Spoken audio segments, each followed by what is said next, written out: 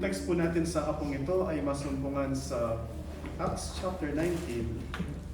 And nandun po sa inyong project po, simula sa verse 11 hanggang verse 20. Acts chapter 19, verse 11 hanggang verse 20. Babasahin ko po sa ESV at ito yung sinasabi. Verse 11.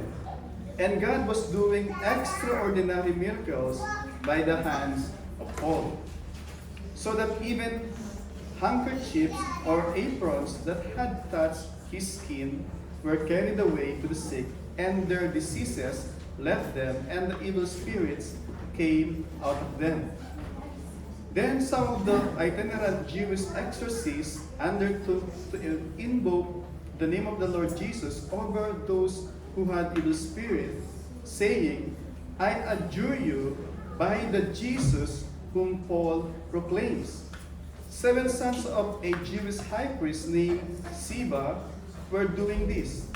But the evil spirits answered them, Jesus I know, and Paul I recognize. But who are you? And the man in whom was the evil spirits leaped on them, mastered all of them, and overpowered them, so that they fled out of the house naked and wounded. Verse 17, and this became known to all the residents of Ephesus, both Jews and Greeks, and fear fell upon them all, and the name of the Lord Jesus was extolled. Also many of those who were now believers came, confessing, divulging their practices. And number of those who had practiced magic arts brought their books together and burned them in the sight of all. And they counted the values of them and found it came 50,000 pieces of silver. So the word of the Lord continued to increase and prevailed mightily. Ito po ang buhay na salita ng ating buhay na Diyos para sa mga anak ng Diyos. Let us come to the Lord in prayer po. Aming Amang Diyos, minsan pa sa hapong ito, sa aming pagtunghay muli sa iyong mga banal na salita, aming dalangin na ang iyong banal na Espiritu ang siyang sumama sa amin, maunawaan namin ang iyong mensahe para sa amin sa hapong ito. At tulungan mo kami, bigyan mo kami ng puso na willing na matuto, willing na sumunod, at willing to humble our hearts and ourselves, Panginoon, before you, for our good and for your glory. And this we all pray, by the help of your Holy Spirit, in Christ's name our Lord. Amen. Amen. You may please be seated po.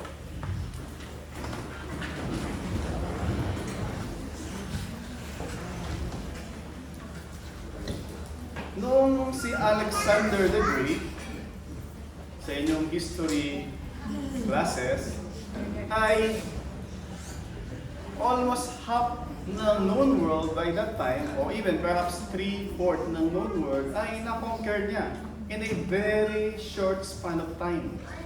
At isa dun sa kanyang hadikain, of course, na magbabayad ng tribute sa kanila pag nasakop niya ang isang bayan, isa sa kanyang hangarin ay ipalaganap yung Hellenization, yung Greek culture. Gusto niya yung kultura ng mga Griego ay kanyang ipalaganap sa mga bayan na kanyang masasakop. So yun ang kanyang ginawa.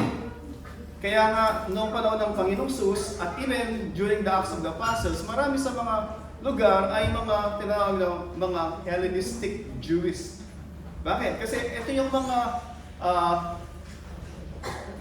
na-impluensyahan ng katuruan ng mga Griego. Yun ay during the time ni Alexander the Great.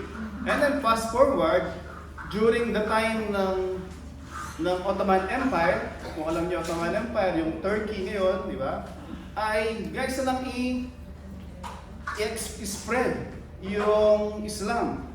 So sinakop nila yung most of this place kung saan tayo ngayon at beyond it, and in-spread nila yung Islam. And fast forward ulit, during the time ni Ate Sylvia, si Magellan, pumunta siya doon sa Pilipinas at alam natin kung ano yung dala-dala ni Magellan, di ba? At yung mga ninuno ni Ate Silvia ay sinalubong si Magellan doon sa Cebu, di ba? At ano yung adhikain ni Magellan? Maliban sa maghanap ng spice, at ang kanyang isa sa hangarin ay ipalaganap yung Kristyanismo sa mga lugar na kalamasasako.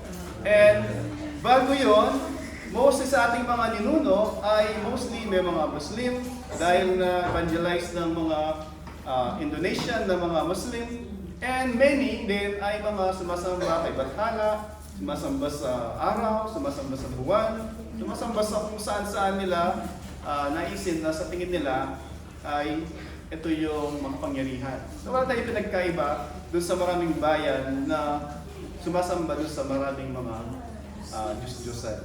Parang yung Diyos ay may Diyos dito, may Diyos doon, mga tribal na God. Bakit ko po sinimulan ito? Marami sa mga pinag-usapan natin, they conquered by might, by sword, para ipalaganap yung kanilang pananampalataya o kanilang paniniwala, yung kultura nila at yung kanilang religion. They tried to spread it by sword, by blood. Diba? Pero, matutunghayan natin, simula sa Acts chapter 1, verse 8, ano ang sabi ng Panginoong Sus nung siya ay bago umakyat sa langit? Sabi niya sa kanyang mga alagad, you will receive power. Sabi niya, una tanong ng mga alagad, Panginoon, ito na ba yung time that you will establish your kingdom? Pinag-usapan, kingdom, di ba? Is this the time that you will establish your kingdom or your reign on earth? Sabi ng Panginoon, huwag niyong intindihin yun. Sabi niya, but you will receive power from above when the Holy Spirit has come upon you, and you will be my witnesses in Jerusalem, Judea, Samaria, and to the remotest part of the earth. Samantala natin dito, Jerusalem, Judea, Samaria, and remotest part of the earth. That time, pag sinabi mong remotest part of the earth, it means yung Roman Empire. Kasi yun yung, para sa kanila dati, yun yung ends of the earth. And makita natin, nagsimula dun sa perhaps 150 na mga, actually 120, sabi doon, nasa upper room ng mga follower ng Panginoong Jesus. And then, during Pentecost, nadagdag na 2,000. So, mula sa mga bands ng mga mangingisda, at ilan perhaps ng mga merong kakayahan sa buhay, ito yung mga inatasan ng Panginoon na mag-i-spread ng Kristyanismo or ng mabuting balita. Hindi siya nagpakita doon sa high priest, hindi siya nagpakita kay Julius Caesar o kay Caesar o doon sa sino pa mang Poncio Pilato para ipahayag yung mabuting balita. In fact, sabi doon ni Pablo doon sa, I believe, 2 Corinthians, nung dinedepend niya yung kanyang apostleship, sabi niya, nagpakita ang Panginoong Jesus doon sa mga mananampalataya. Hindi siya nagpakita doon sa mga hindi mananampalataya. And perhaps exemption lang doon ay si James na kanyang kapatid. Dahil sinabi ni Pablo, nagpakita siya kay James. Because bago yon, si James ay isang cynical din about sa ating Panginoong Jesus. Sabi niya, sa Panginoong Jesus, nung araw ng Sabat o nung celebration ng Passover, di ka ba pupunta doon? Di ba ito naman yung gusto mo? Makilala ka ng lahat. Pumunta ka doon. At ipangalandakan mo kung sino ka. And then sabi ni John, dahil si James mismo, mga kanyang kapatid, ay hindi naniniwala sa ating Panginoong Jesus. So, makita natin, from the very start, gusto kong sabihin very plainly na ang Panginoong Jesus nung kanyang design o ang Diyos nung dinesign niya kung sino yung magpapalaganap ng mabuting balita, hindi siya pumili ng mga by the world standard ay mga makakapangyarihan. At hindi niya ninais na sa pamamagitan ng karahasan at ng sandata na ang mabuting balita ay lumaganap sa lahat ng dako ng mundo. Pinili niya yung kanyang mga lingkod, yung mga nanampalataya sa kanya, para sila ang magdala ng mabuting balita. At yun po yung gusto kong una nating makita sa ating mensahe sa hapong ito. So titingnan po natin yung ating pasahe, hinati po natin siya ng 4 na bahagi. Kung titignan natin yung verse 11, verse 12, nakita natin dito yung kapangyarihan ng Diyos. Verse 11 and verse 12, and then pagdating sa verse 13, and perhaps hanggang verse 17, makita naman natin dito yung false gospels ay na-expose. Yung powerlessness, yung impotence, walang kawalang kapangyarihan ng false gospels. At even yung karakter nito. And then pagdating sa verse 19 o verse 18, makita natin, verse 18 and verse 19, makita natin dito yung kapangyarihan naman ng mabuting balita na baguhin yung hindi lamang mananampalataya, bagkus yung isang komunidad. So, point number 1, kapangyarihan ng Diyos.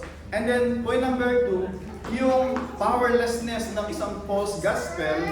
Pangatlo, yung kapangyarihan ng mabuting balita to transform individuals and a community. And finally, yung verse 20, makita natin dito, yung pagbabago ay nagsisimula sa pagbabahagi at pakikinig ng mabuting balita. So, tingnan po natin yung point number 1. Yung God's power is displayed. Sinimulan niya sa verse 11, and God was doing. So, unmistakably, sinasabi dito ni Luke, and God was doing. It is God who is doing. Ang Diyos ang gumagawa. Hindi si Pablo, hindi yung mga apostol. And God was doing, sabi doon, extraordinary miracles by the hands of Paul. Bakit natin, it is God who works through vehicle, through instrumentation. God uses Paul as an instrument, as a vehicle. Gagamitin ko yung word na vehicle. Pag gusto mong makarating sa isang lugar, gagamit ka ng vehicle para makarating doon. So yun yung inordain ng Diyos. Gusto niyang maabot yung end of the earth, end of the world, ng mabuting balita, siya ay gagamit ng vehicle. And vehicle are the Christians. Isa doon si Apostol Pablo. Sabi niya, and God was doing extraordinary miracles by the hands of the Apostle Paul. So, unmistakably po, the power is not kay Pablo. Si Pablo ay kagaya natin bilang isang instrumento lang, bilang isang vehicle, para ang Diyos ay gawin niya o ma-achieve niya yung gusto niyang outcome o resulta sa pamamagitan ng instrument o vehicle. Kaya po sinimulan ko kanina, Acts 1:8. Tayo mga mananampalataya, kabilang si Pablo, ay yung mga instrumentation ng Diyos, mga vehikulo ng Diyos para ma-achieve yung end result na inordain ng Diyos. Lagi po natin sinasabi sa church na ang Diyos ay sovereign, siya ay makapangyarihan. Pasimula pa lamang ay idinekta na niya, inordain na niya kung ano mangyayari sa dulo. Pero ano yung mangyayari in between from the beginning to end ay inordain din niya. Nagagamit siya ng mga tao, mga lingkod niya, nagagawa ng nais niyang mangyari na end result. Hindi mangyayari yung end result in a vacuum. Merong mga mangyayari in between at isa dun sa mangyayari, may mga lingkod siya na mamamatay, ibibigay yung buhay at mabubuhay para sa proclamation ng mabuting balita. Gusto kong maging maliwanag sa atin yun. Na tayo bilang mga Kristiyano has been called by God para makabahagi doon sa end goal na kanyang inordain. Mangyayari at mangyayari kanyang inordain. Pero kung maging bahagi ka o hindi, it will reveal kung faithful ka kung ikaw ba ay tupa, nagagawa, tutugon sa tawag niya, sa tinig niya, o ikaw ay isa doon sa mga tinawag niya, sinasabi ng Biblia, merong hard heart. At yung mga tenga ay mga may pasa na kahit na anumang dinig ipangaral, hindi ka tutugon because yung puso mo ay pinatigas mo ng pagsasawalang bahala ng paanyaya ng ating Panginoon. So makita natin ulit,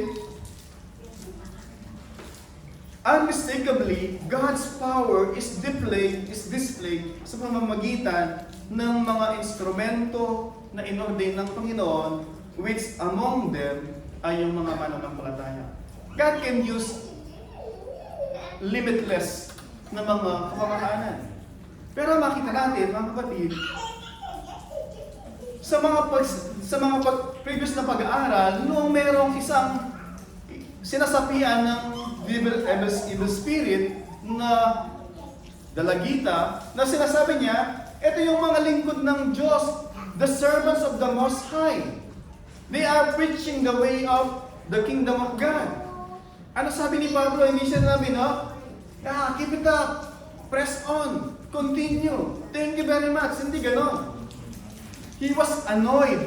Ba? At sabi niya, by the power of God or Jesus Christ, ay in-expel niya yung evil spirit na huwag magsalita. And even ang Panginoong Jesus, actually, sa scripture din kanina, sa Mark chapter 1, yung mga evil spirit ay sinasabihan ng Panginoon na huwag magsalita. Bakit? Kasi, sabi ko nga lagi, the evil spirit has nothing to do with the proclamation of the gospel. God can plainly and easily write in the sky na unless you repent, you all perish. At actually, pwede siyang gumawa ng MTV, no? Yung langit, kung ano yung nandun sa langit, at kung ano yung sa impyerno. Pwede siyang gumawa, na ilagay niya, i-display niya, na maliwanag, those who do not have Christ as their Lord and Savior, they will pay for their sin in hell. Pero hindi niya ginagawa yun. Instead, He chooses yung mga weakest na kinukonsider ng sanglibutan para maging vehicle niya ng pagpapahayag para maabot yung mabuting balita dun sa mga maraming tao. And sabi niya, kung titignan mo natin, pagdating dun sa extraordinary miracles, sabi doon, so that even the handkerchiefs or aprons that had touched his skin were carried away to the sick, and their diseases left them, and the evil spirit came out of them. Ano ba nangyayari? Nakita nyo sa Pilipinas, di ba? Nagpapakamatay yung mga tao, yung mga banyo, pupunas dun sa kung ano pa man, and then lalagay nila kung saan may sakit, may bulag, ano man, paniniwala na sila ay gagaling sa pamagitan ng handkerchief, apron. Nakita natin, biblical yung ginagawa nila. Diba? Biblical. Pero ito ba yung sinasabi ng Bible na ginagawa? Eh, sasabihin nila, eh dito gumaling sila. Alam po natin, yung Ephesus, ito ay dun sa modern day Turkey. Na kung saan that time, yung temple ni Diana, yung Sister Diana, temple ni Diana, na kung saan, ito yung dito namamayagpag yung temple prostitution. Siya yung tinuturing na goddess of fertility. Na para ka maging masagana.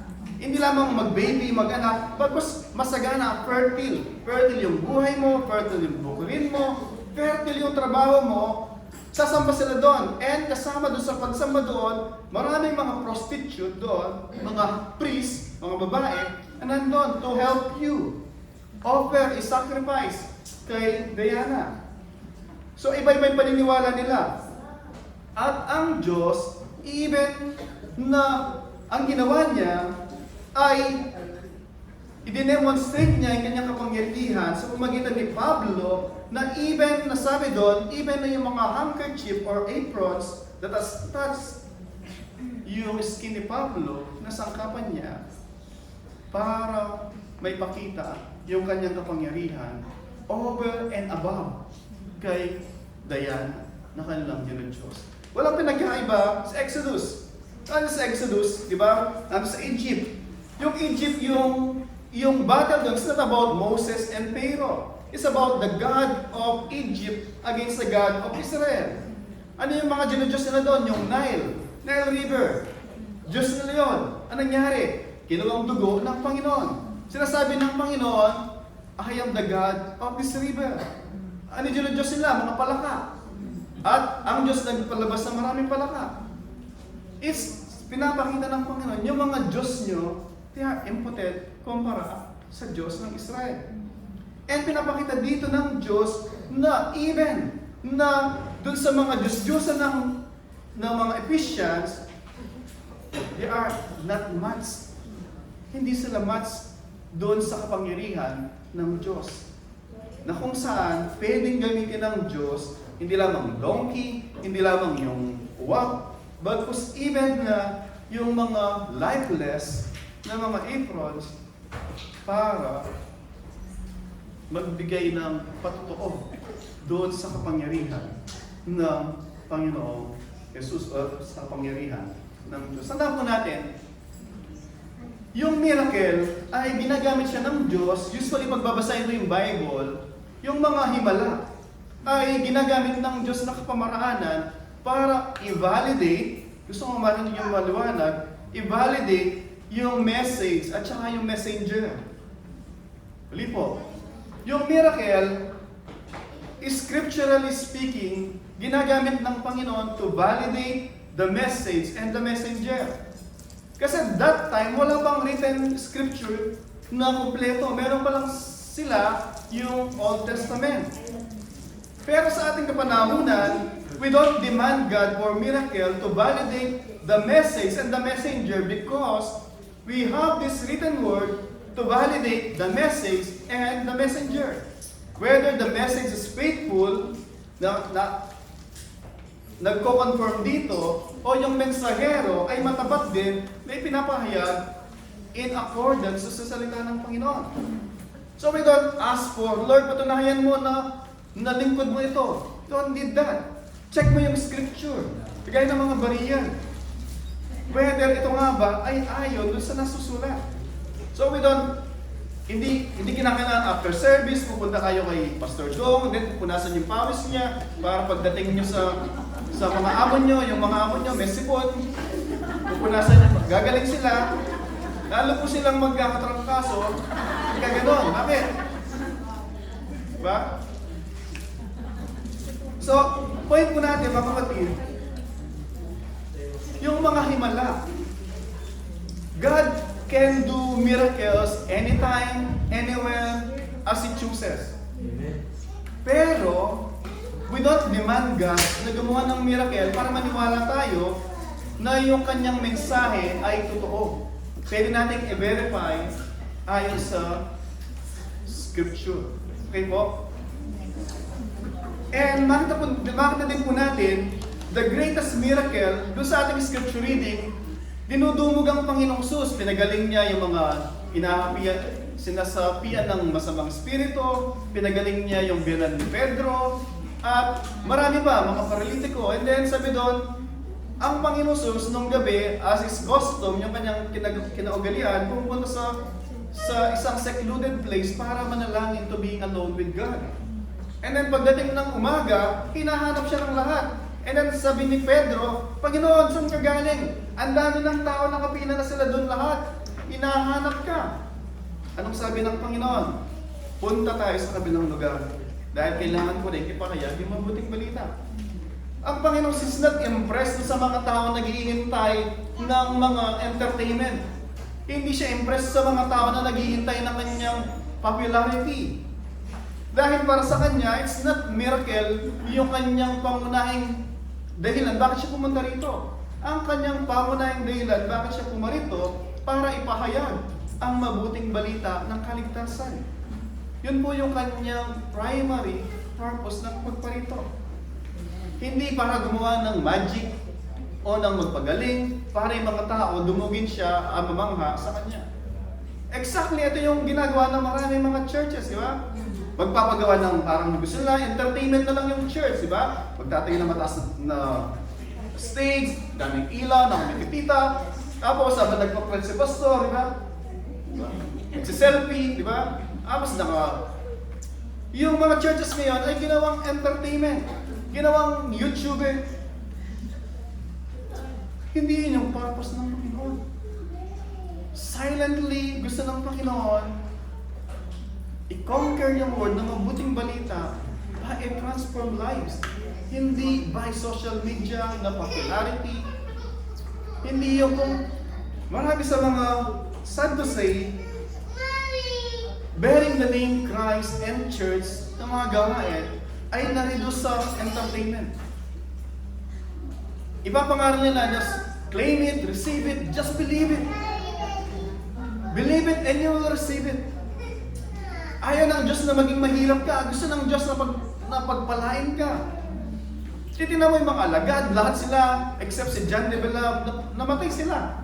Diba? Si John de Beloved, pinakuluan siya doon sa kumukulong apoy, doon sa kumukulong mantika. And yet by God's grace, di siya niya mamatay ng Panginoon. Pero hindi lagi nangyayari na gano'n. Na nire-rescue tayo sa kumukulong mantika. Hindi tayo laging nire-rescue doon sa kumukulong pugon. Diba?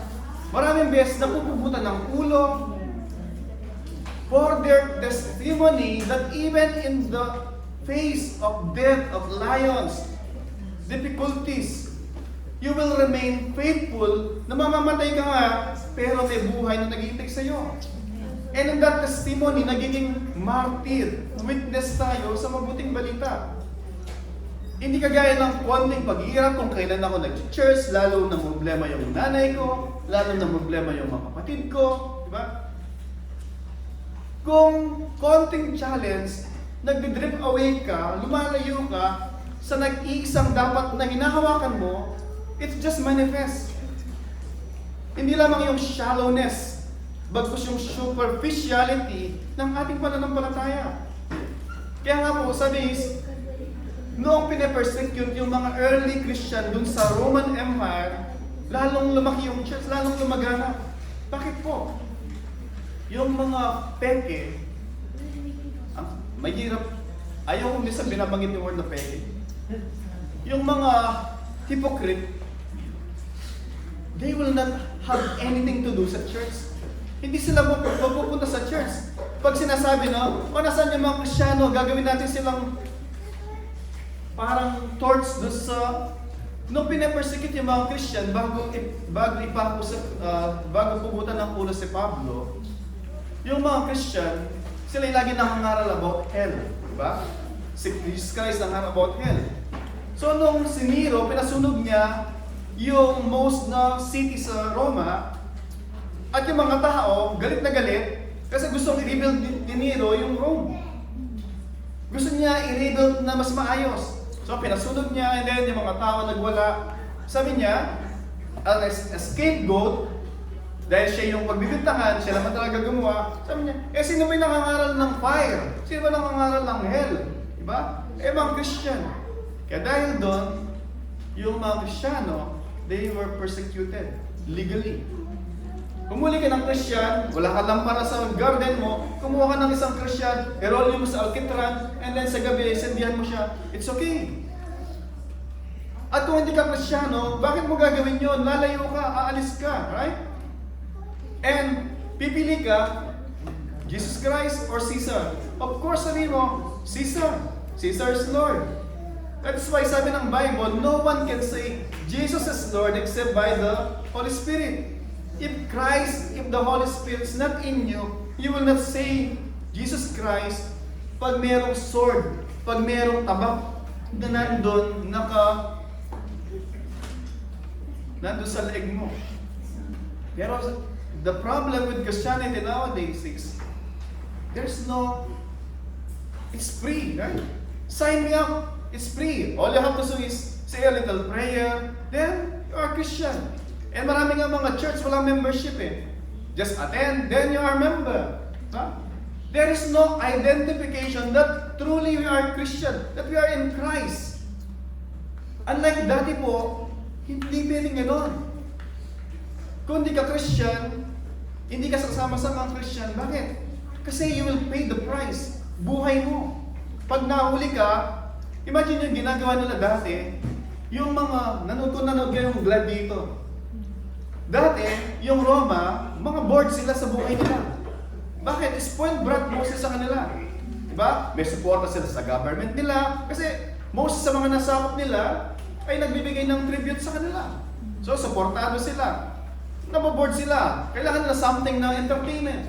Anong ginawa ng council nila? Eh di maglagay ng arena. Hindi yung arena na pangluto. Bagkus is stadium. Ano gagawin nila? Maglalagay ng mga layon, diyan nalagay yung mga slave nila doon, o kay mga Christian, ipapalapas sila sa layon.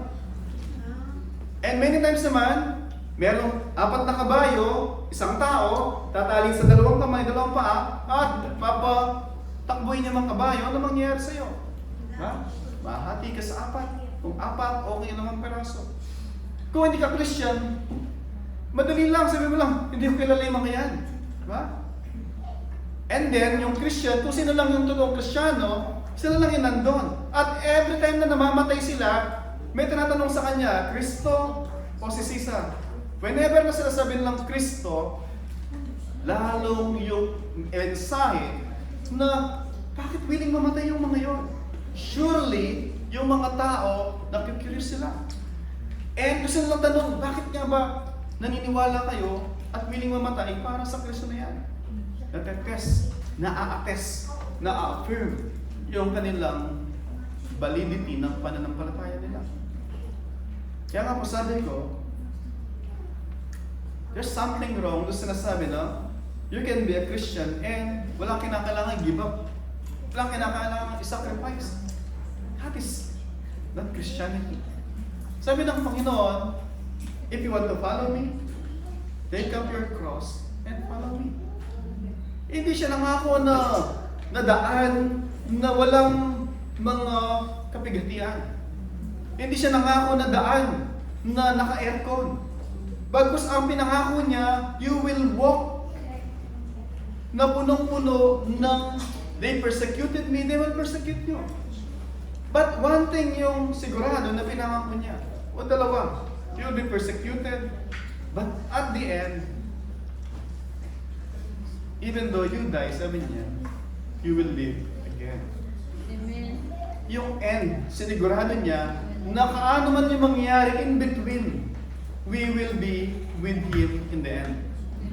Hindi ba, all the more, the encouraging yun, hindi natin alam kung ano yung mangyayari in between.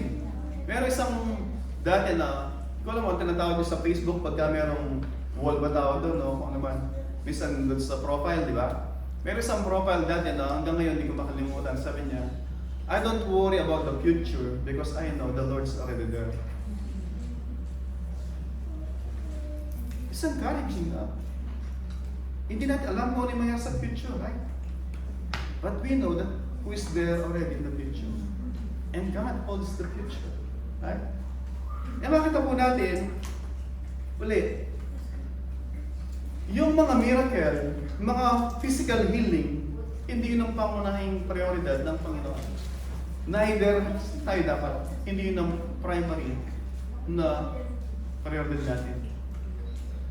At yung mga miracle, hindi yun yung usually, yes, di-validate yung message, yung messenger, but then sa ating kapanahunan, yung higit na nagbibigay ng kalwalatian sa Panginoong Sus, declaring His power, ay yung mga buhay na binago ng Diyos na nagpapakita that only God can do.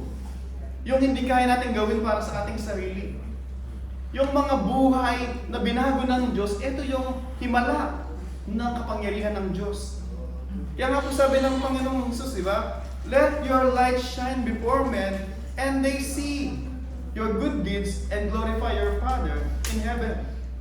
Glorify your Father in heaven if you live your life as Christian.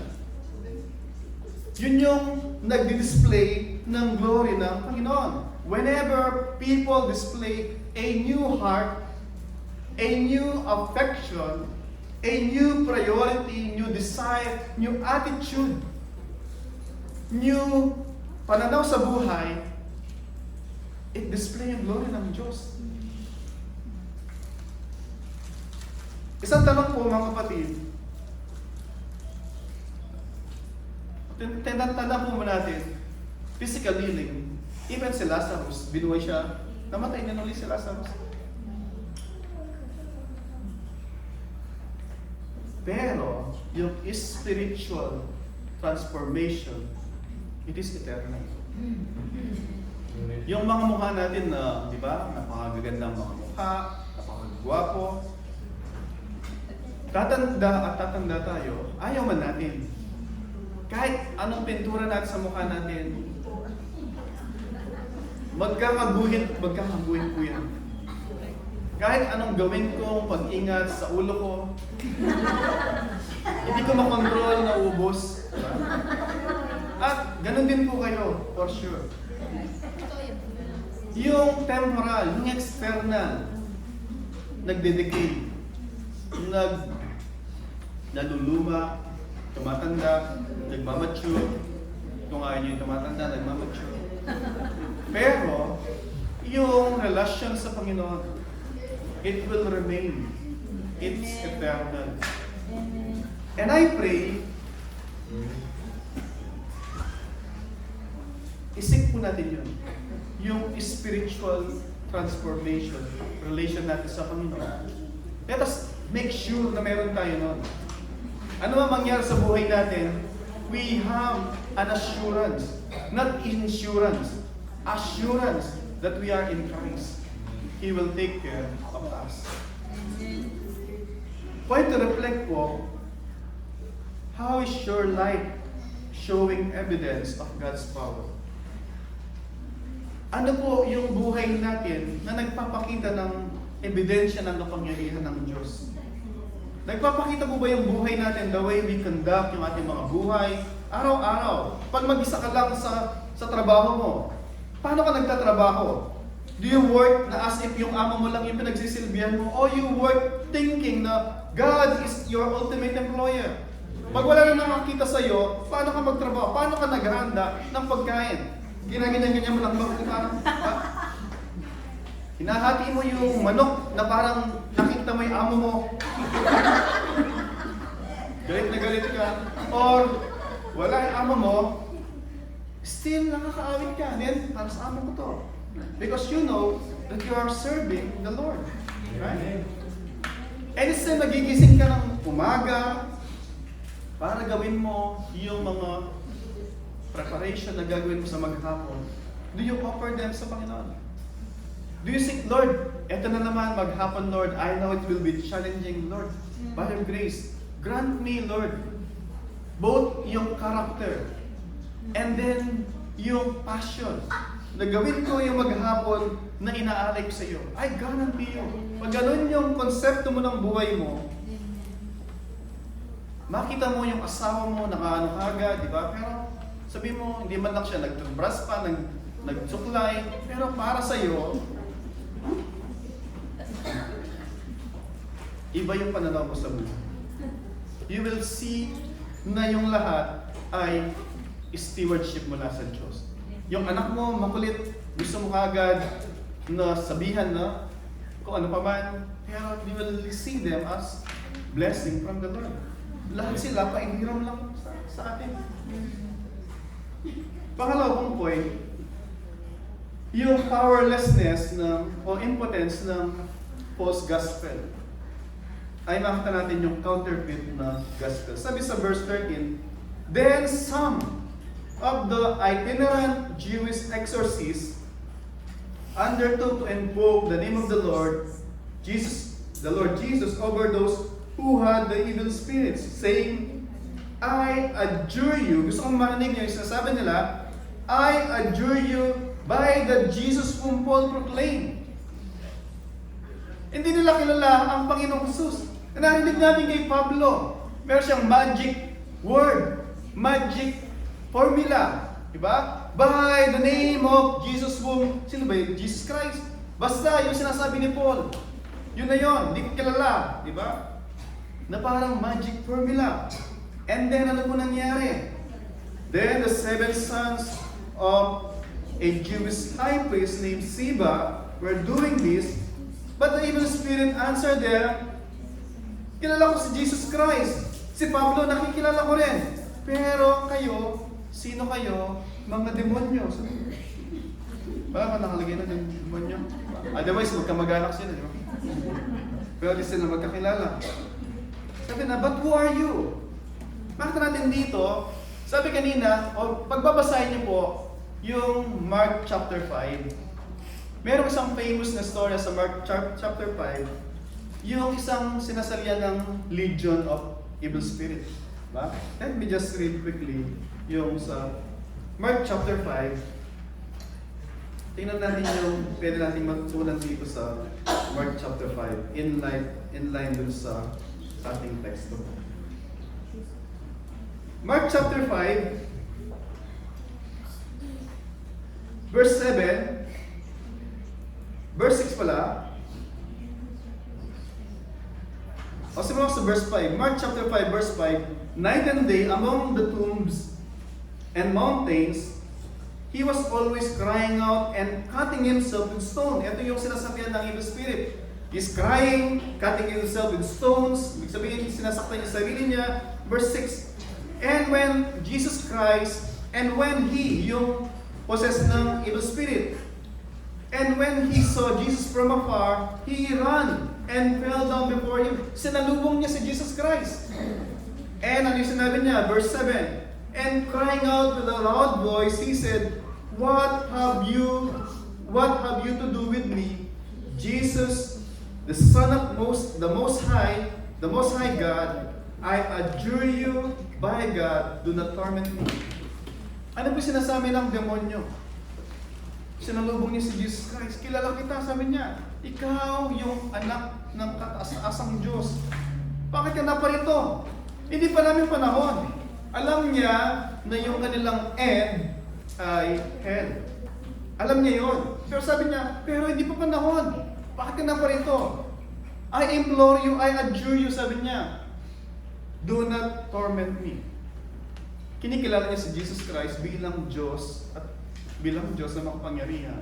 Kinikilala din niya na yung mga demonyo, their end is hell. Tama po yan. Yung mga demonyo, alam nila yung nasa Biblia. Pero maraming mga tao, they just take for granted Jesus Christ. Si Jesus Christ, whenever you are convenient, okay, let me add Jesus Christ. Si Jesus Christ natrato siya na something to be added sa ating mga buhay.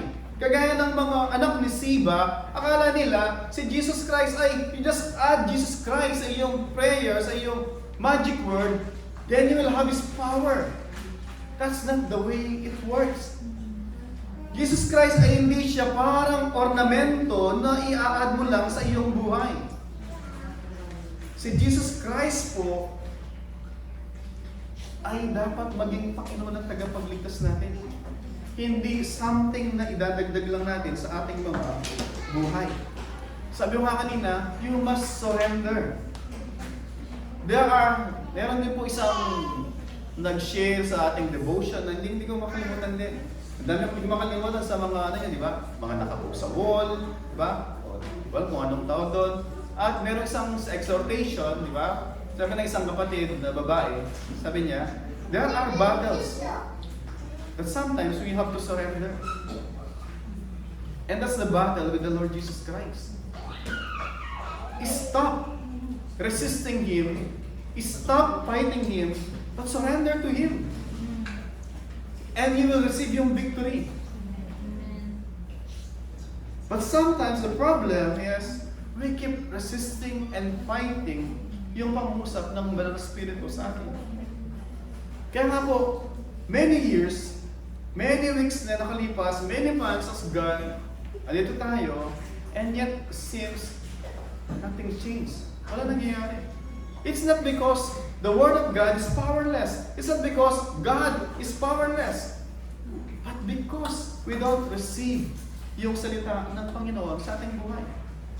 Para siyang medicine na nandyan available, but But you are not willing to consume para tayo gumaling. Meron kang trangkaso, may ubo ka. Isang linggo ka na inuubo, sabi, hindi, naniwala lang ako, gagaling ako. Naniwala ako, gagaling ako. Ang tagal ko nang naniwala, nakakapal ang buhok ko, never tumapal. Diba? It's not about what you wish to believe. It's about the fact. It's about the fact that Jesus Christ is Lord and Savior. Whether you will receive Him, embrace Him, surrender to Him, or wala kang kinalaman kay Jesus Christ. Mga kapatid, mga kaibigan, I pray.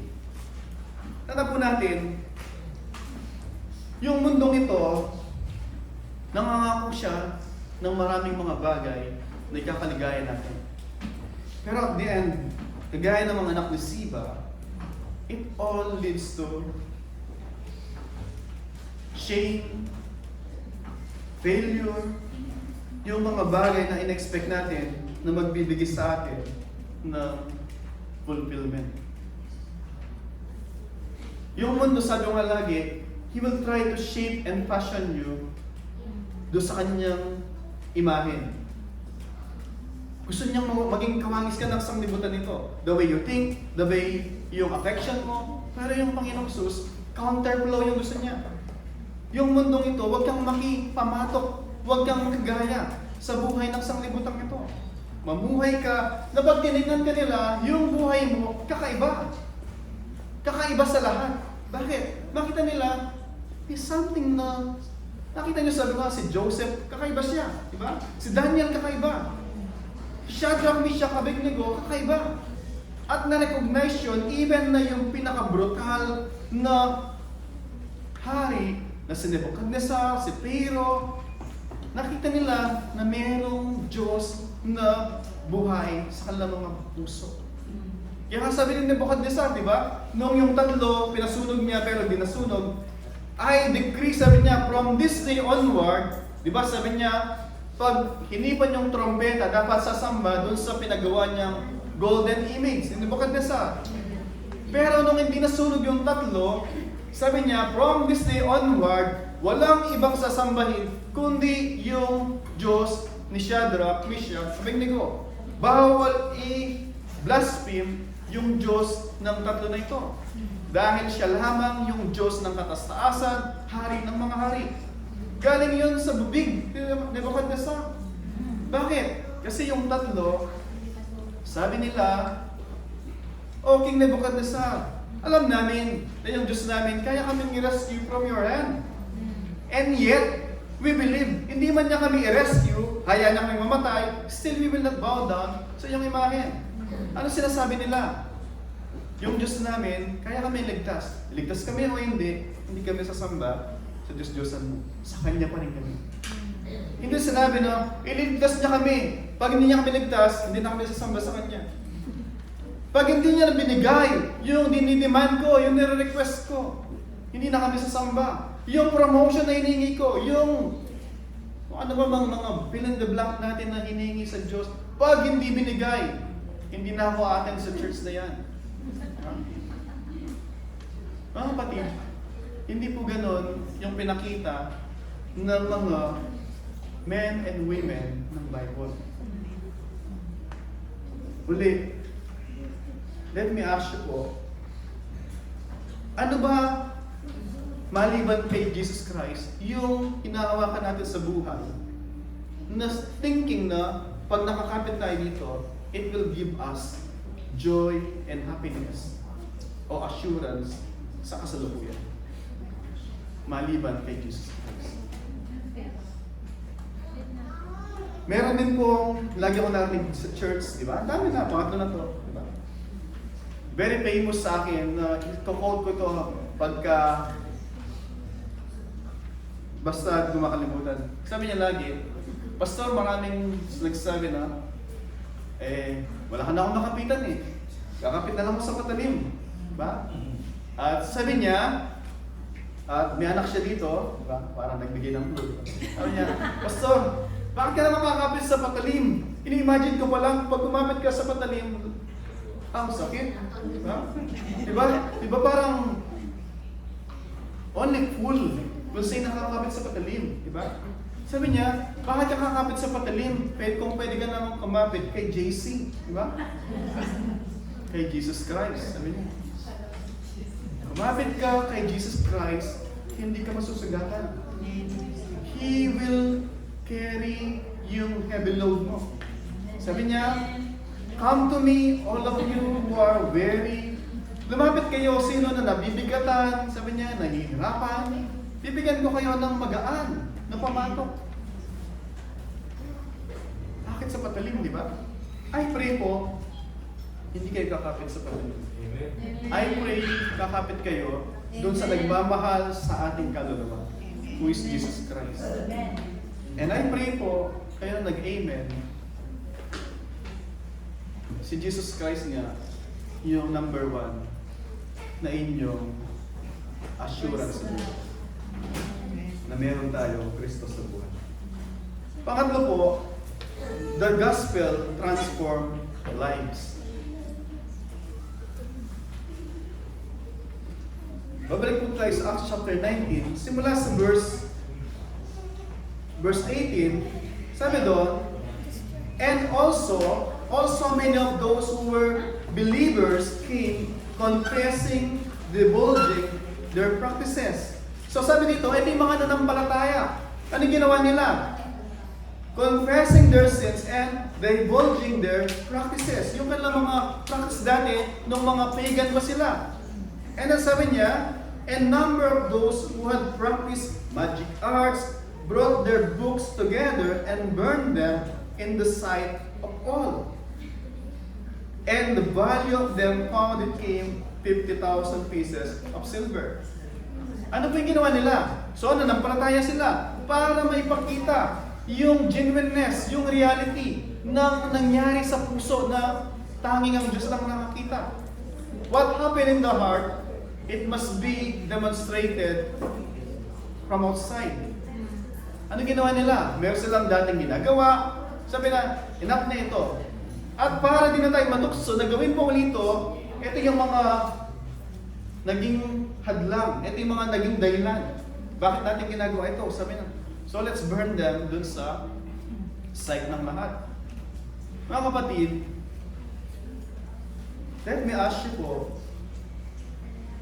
ano ba yung mga bagay sa buhay natin na kailangan natin dalhin na sa lantaran at sunugin para na tayo i-hunt pa muli? At willing tayong i-give up, sabihin natin, Lord, hindi ko na kailangan to, Lord. Lord, I give up, I surrender. Let it be finished yung mga bagay. Ano po ba yung kinakailangan natin let go? In order for us to demonstrate yung genuineness that Christ is enough at yung kapangyarihan niya ay totoo nga sa ating buhay. Or you still hold on. Diba? Pero ang illustration lagi na hindi ko narinig sa inyo, yung kwento ng unggoy, di ba? Very famous na kwento ng unggoy, di ba? Yung monkey hunter, di ba? Yung hunter ng unggoy, kasi ang gagawin nila, pumunta sa wood o sa gubat, and then maghukay sa lupa, maghukay ng saktong-sakto lang yung kamay, maglalagay ng banana, di ba? Banana. Then yung monkey,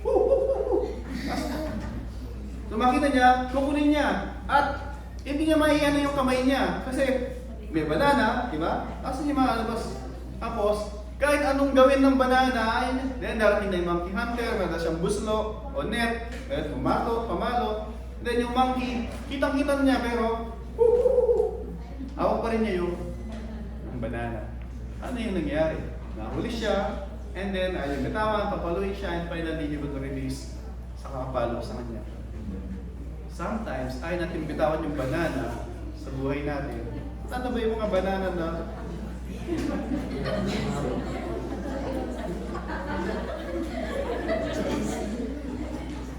hanggang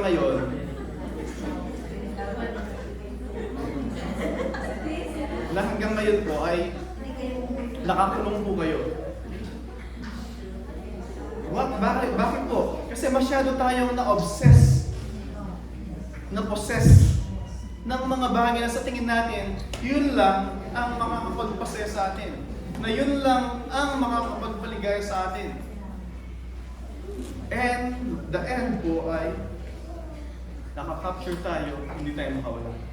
Eh si Satan, sabihin ni Satan sa'yo, minsan lang naman, wala na makakita, di ba? Minsan lang. Diba? Killjoy naman, di ba? Don't worry, ginawa na rin naman ang lahat niya. Diba? Yun ang sabi niya sa'yo, he will encourage you na gawin mo, minsan lang. Pag ginawa mo ng minsan, nagawa mo, minsan, din naniwala ka sa kanya. And then sabi niya sa'yo, ginawa mo ng minsan, ikaw pa. Tapos, napaka-plastic mo naman. Diba? Ano ka ba naman? Ginawa mo na yan. Hindi ka nang karapat-dapat doon. As pupunta-punta ka doon, ito yung ginawa mo minsan. As sabi niya sa'yo, okay lang, tuloy mo na yan. Diba? At many sa atin, makikinig, bakit? Thinking na parang si Judas, nagpakamatay si Judas, yes, guilty siya. Pero instead na lumapit sa Diyos, kagaya ni Apostol Pedro, na, Lord, you know everything sa me. You know that I love you, sabi niya. Di ba? Pero si Judas, inisip niya na sobra-sobra yung nagawa niyang kasalanan that God will not forgive him. Pero, kaya siyang patawaran ng Diyos. Kaya hindi siya lumapit. Para sa kanya, he's too far from the grace of God. Yung grasya ng Panginoon, yung pag-ibig ng Panginoon, no one is too far doon sa grasya ng Panginoon. Too far lang pag di tayo lumapit, lumuhod, nagmakaawa, naghumble sa Kanya.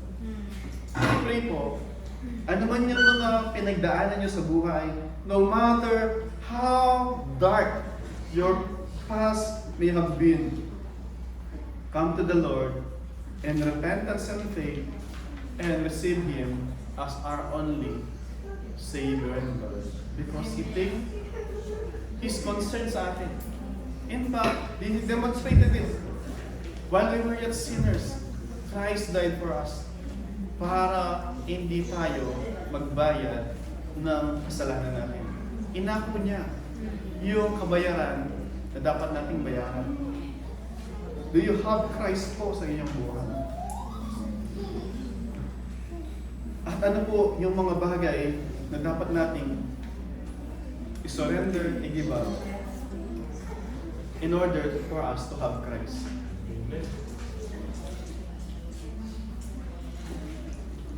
Lastly po, yung changed lives happens through sharing the gospel. Verse 20, so the word continued to increase and prevail mightily.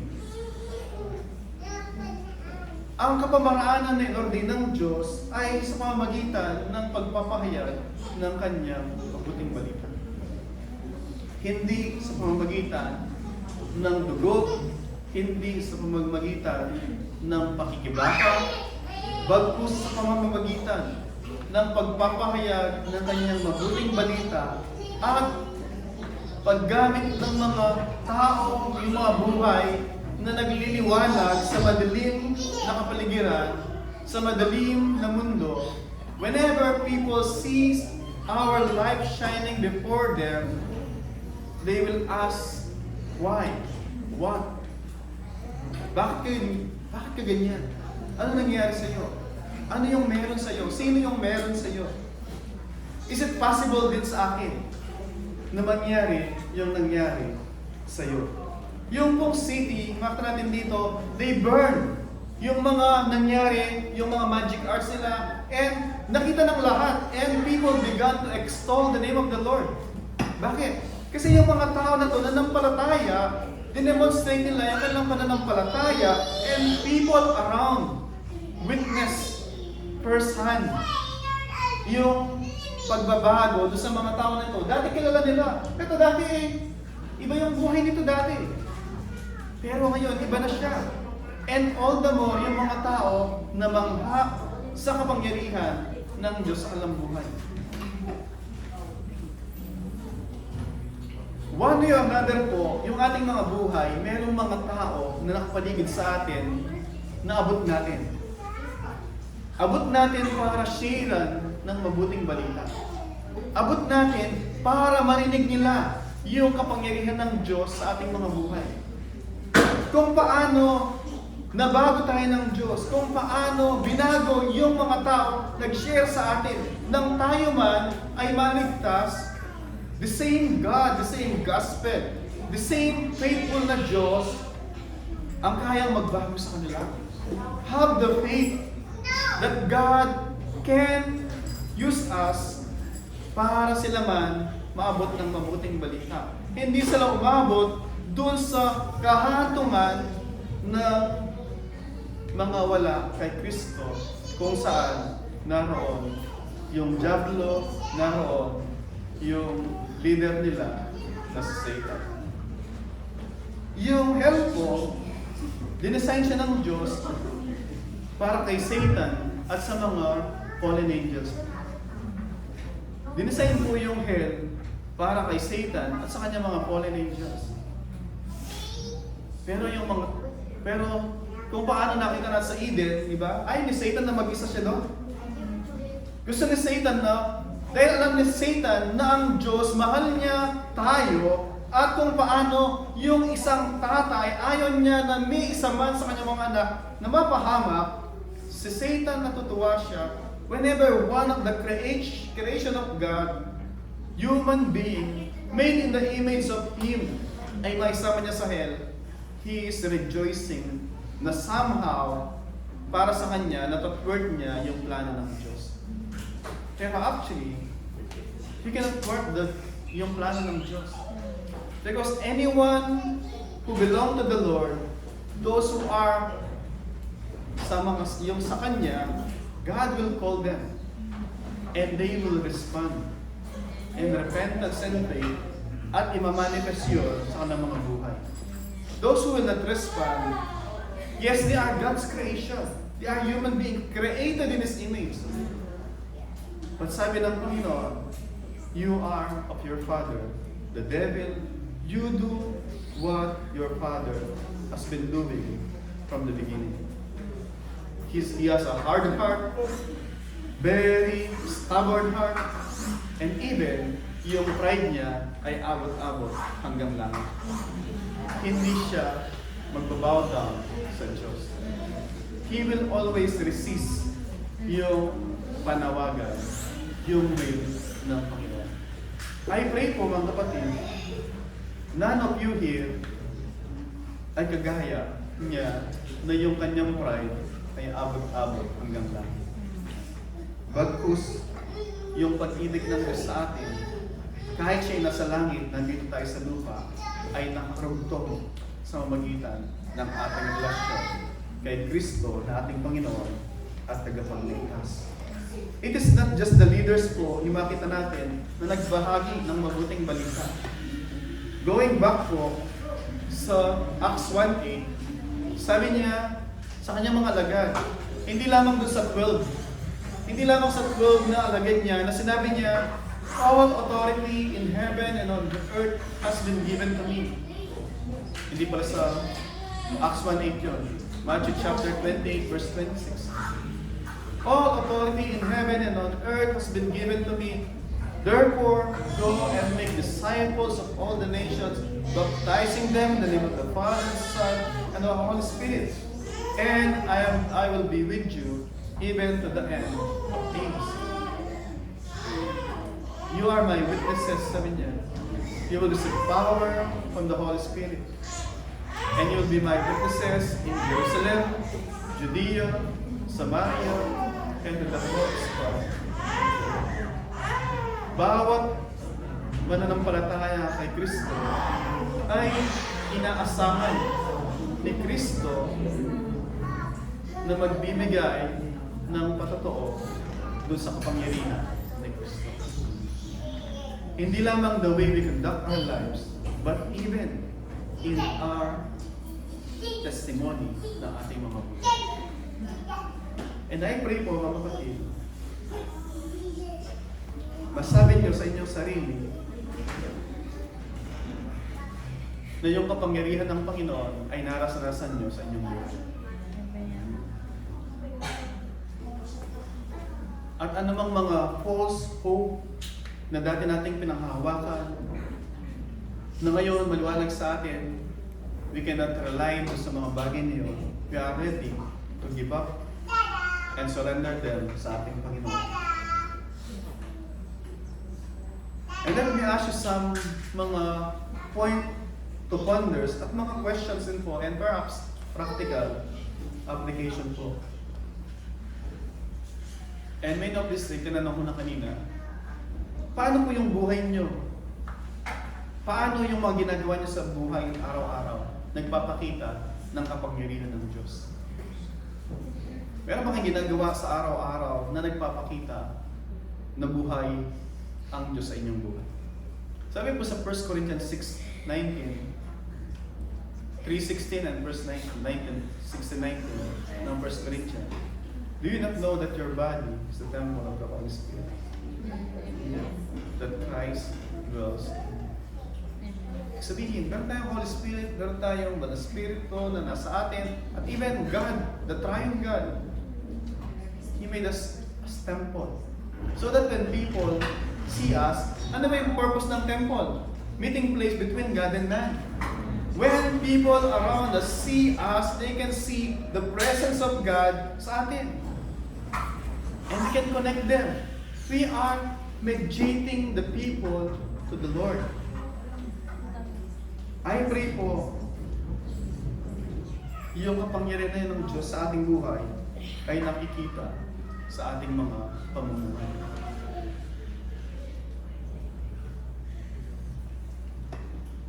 And sa kasalukuyan po kaya, sino yung sa tingin nyo na ninanais ng Diyos na abutin nyo ng mabuting balita? Uli po, sino kaya sa tingin nyo sa kasalukuyan na sinasabi sa inyo ng Panginoon, sharean mo ito ng mabuting balita. Sharean mo ng kapangyarihan na ginawa ng Diyos sa buhay mo. Sometimes we don't know kung saan magsisimula. Sometimes we are hesitant kasi di natin alam kung sasabihin. You can start with simple, no? Sabihin natin.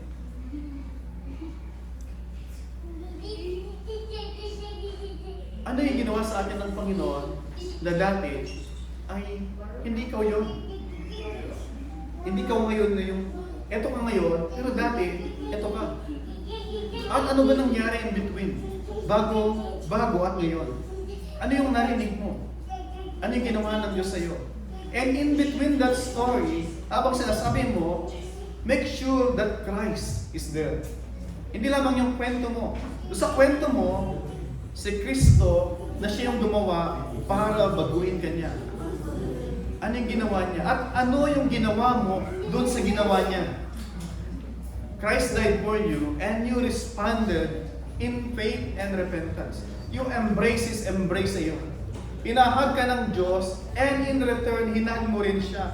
Saying, Lord, thank you so much. I surrender, I give up. I accept you as my only Lord and Savior. Take rule over sa buhay ko.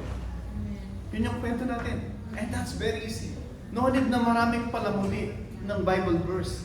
And as we walk sa ating Christian life, we will grow in the knowledge of Him. Then, lalo pa tayong lalago, matututo tayo, biblically, ano ba talaga yung mabuting balita. With all its fullness. Pero, nawa, never na maging hindrance na wala pa akong maraming alam sa Bible. And I pray din po, pero ang bookstore dyan, maraming Bible. Mag-start kayong mag-invest 10 dirhams each month.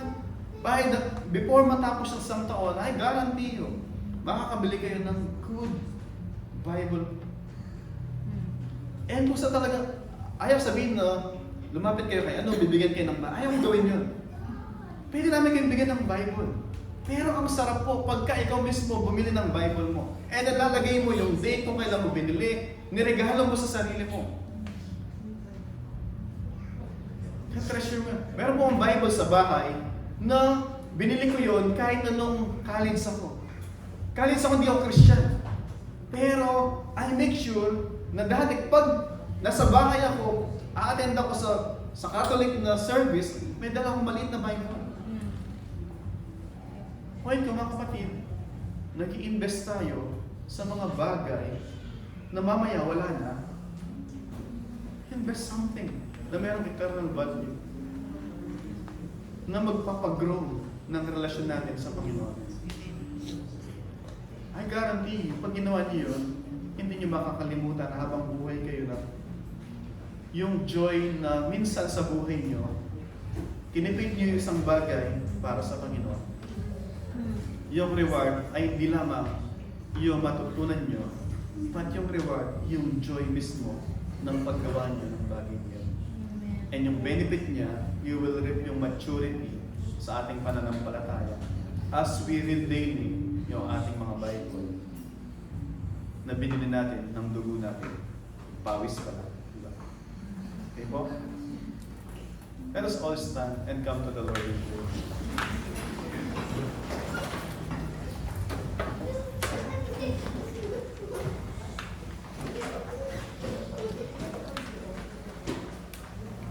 I encourage you po na bago tayo manalangin, let us come to the Lord in prayer and mausap po kayo sa Panginoon. Lord, I may not understand everything now. Sinabi po doon, Lord, help me. Ano po ba yung one thing na gusto niyo gawin ko? Lord, help me to start with one thing. Whether it's to surrender, to give up, or to share yung mabuting balita kay so and so.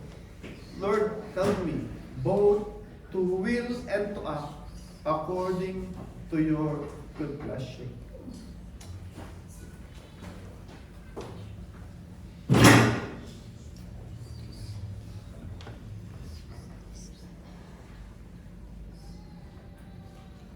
Lord, thank you so much, Panginoon. Thank you so much sa iyong mga salita that both enlighten us and convicts us and instruct us, Panginoon, so that we will not waste our lives, we will not waste our days habang kami ay narito, Panginoon. Lord, help us to be faithful dun sa mga bagay, buhay na ipinagkatiwala niyo sa amin. Lord, help us.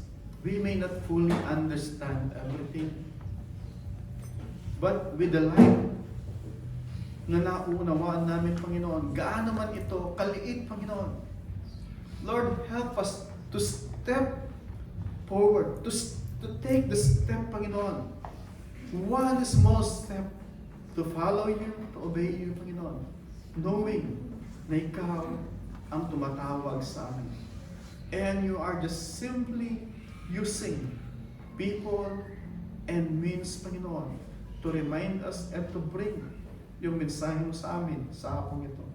Lord, help me to respond in obedience and faith, to honor you in everything that I do. Lord, aming panalangin, kayo po ang nagdala sa bawat kaluluwa na narito sa hapon ito.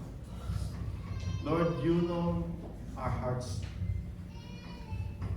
We pray, O God, tagpuin mo ang bawat isa at madakila ang iyong pangalan sa aming kaligtasan, hindi sa aming kapahawakan. At palaguin mo kami, Panginoon, sa aming relasyon sa iyo.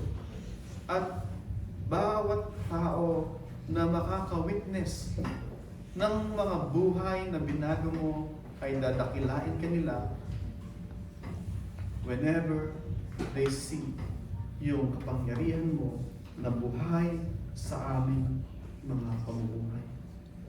Lord, thank you so much. Aming panalangin na lahat ng to, Panginoon, tulungan mo kami na mabuhay at mamuhay ayon sa iyong pagtawag sa amin. And now to Him who is able to keep you from stumbling and to present you blameless before the presence of His glory with great joy. To the only God, our Savior, through Jesus Christ our Lord, the glory, majesty, dominion, and authority before all time, and now, and forevermore. Amen. Amen.